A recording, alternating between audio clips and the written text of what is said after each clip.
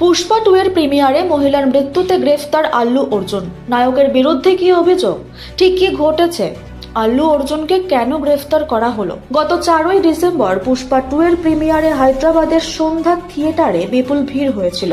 উপস্থিত ছিলেন খোদ ছবির নায়ক আল্লু। তারকাকে দেখার আগ্রহে দর্শক থেকে অনুরাগী সকলে হুড়োহুড়ি কাণ্ড বাঁধিয়ে দেয়। 39 বছর বয়সী রেবতী তার ছেলেকে নিয়েও প্রিমিয়ারে এসেছিলেন। ভিড়ে পদপিষ্টের মতো পরিস্থিতি তৈরি হয়, যার জেরে দম বন্ধ হয়ে মৃত্যু হয় রেবতী নামে ওই মহিলার। গুরুতর অসুস্থ অবস্থায় হাসপাতালে ভর্তি করানো হয় তার 8 বছরের ছেলেকে। ঘটনাটিতে গুরুতর জখম হন, আহত হন বেশ কয়েকজন। ঘটনাস্থলে উপযুক্ত নিরাপত্তার গাফিলতির অভিযোগ তোলেন মৃতার পরিবার।